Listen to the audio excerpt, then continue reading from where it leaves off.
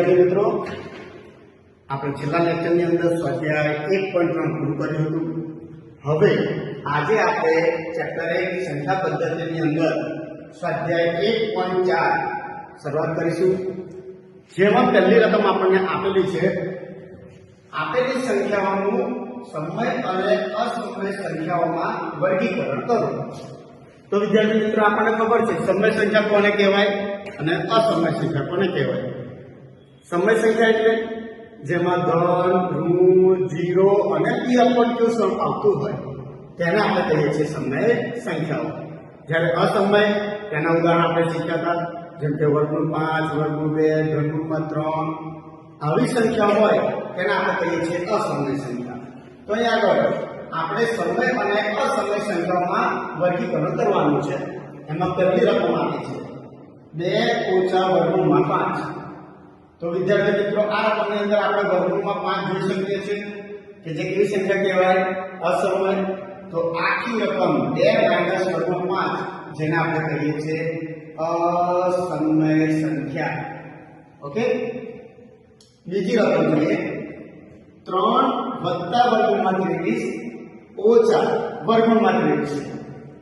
એક સમય રકમ જોતા તમે એવું કહેશો, સાહેબ વર્ગમૂળમાં 23 છે, અસમય સંખ્યા છે, પરંતુ એનું સાદું પાઠ્ય જ્યારે લખવાનું ત્યારે ખ્યાલ આવશે 3 + વર્ગમૂળમાં 23 ઓછા વર્ગમૂળમાં 23. તમે જોઈ શકો છો ઓછા વર્ગમૂળમાં 23 + વર્ગમૂળમાં 23 બંને કેન્સલ આઉટ થઈ જાય છે. શું બાકી રહ્યું? 3. 3 એ કેવી સંખ્યા કહેવાય? તો 3 એ સમય સંખ્યા છે. જે રકમ જોઈને આપણે કહી ના શકીએ સમય છે કે અસમય છે. એનું સાદુરૂપ અપાતું હોય તેનું સાદુરૂપ આપવું પડે. એટલે 3 એ સમય સંખ્યા છે.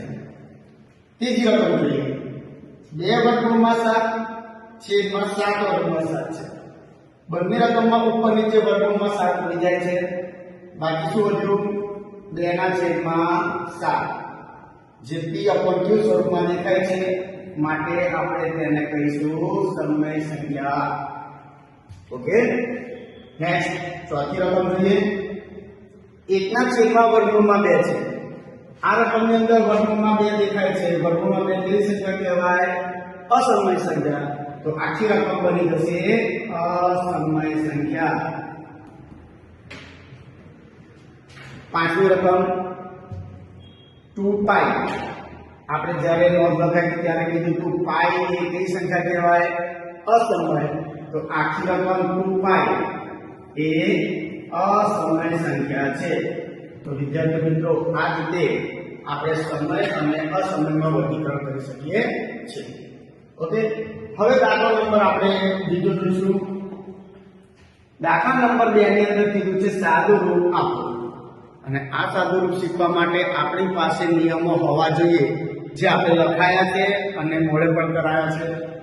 જેમ કે પહેલી રકમ આપી છે સાદુરૂપ આપવામાં 3 + વર્ગમૂળમાં 3, બીજા કૌંસમાં 2 + વર્ગમૂળમાં 2. તો વિદ્યાર્થી મિત્રો, બંને કૌંસમાં રકમો જુદી જુદી છે.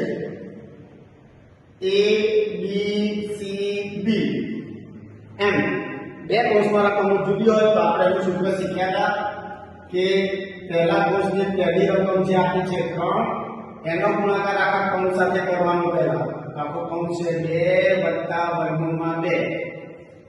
હવે એ રીતે બીજી રકમ પકડીએ. બીજી રકમ કઈ છે? + વર્ગમૂળમાં 3.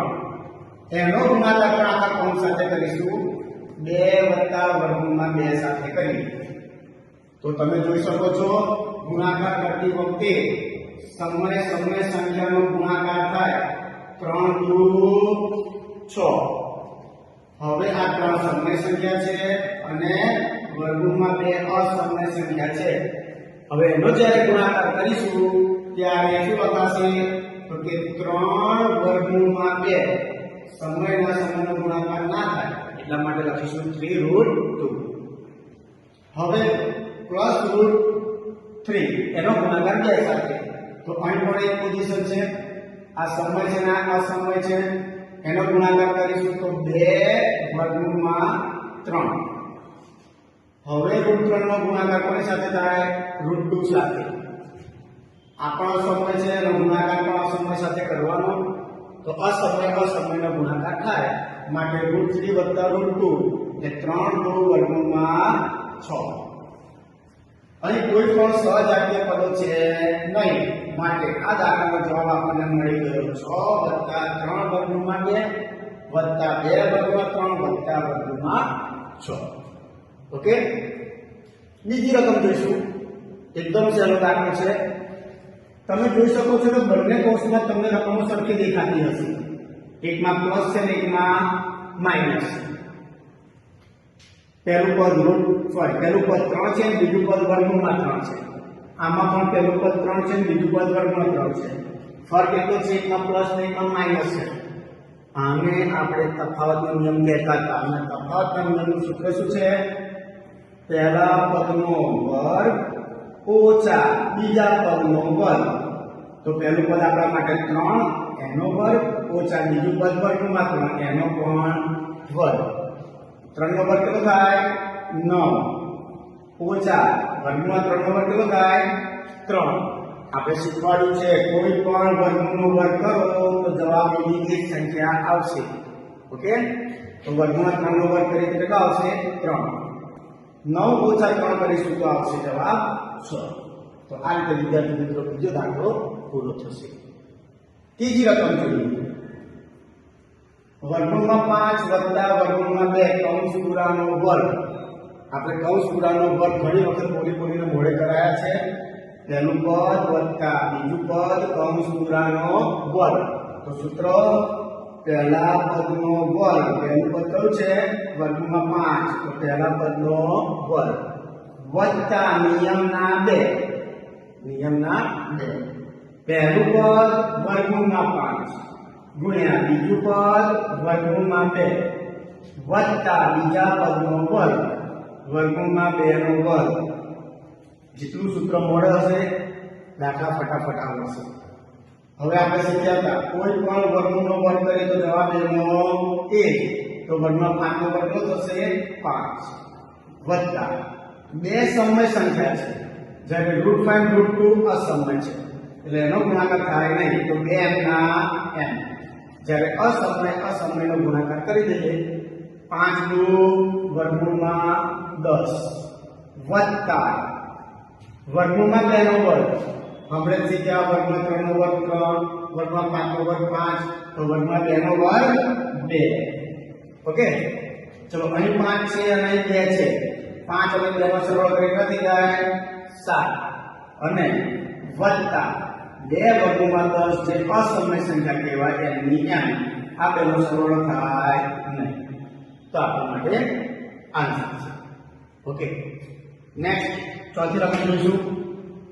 √5 - √2 બીજા કૌંસમાં √5 + √2. આ દાખલો આપણે ગણેલો બીજા દાખલા જેવો છે કે બંને કૌંસમાં રકમ સરખી છે. જોઈ શકો છો તમે છે બંને કૌંસમાં રકમ સરખી. એકમાં માઈનસ અને એકમાં પ્લસ. તો વિદ્યાર્થી મિત્રો સૂત્ર હવે આપણને કે પહેલા પદનો વર્ગ. પહેલું પદ એટલે વર્ગમૂળમાં 5 નો વર્ગ ઓછા બીજા પદનો વર્ગ. બીજું પદ એટલે વર્ગમૂળમાં 2 નો વર્ગ. જેમ અહીં કહ્યું તેમ પહેલા પદનો વર્ગ ઓછા બીજા પદનો વર્ગ. જેમ અહીં આગળ પહેલા પદનો વર્ગ ઓછા બીજા પદનો વર્ગ. આન્સર માટે સાદું આપીએ. વર્ગમૂળના 5 નો વર્ગ કેટલો થશે? 5. કોઈ પણ વર્ગમૂળનો વર્ગ જવાબ એનો 1 ઓછા વર્ગમાં 2 નો વર્ગ. વર્ગમાં 2 નો વર્ગ કેટલો થાય? 2. 5 માંથી 2 જાય તો 3. તો આપણો આન્સર આવે છે 3. તો વિદ્યાર્થી મિત્રો દાખલા નંબર 1 અને દાખલા નંબર 2 શાંતિથી જોઈ લો.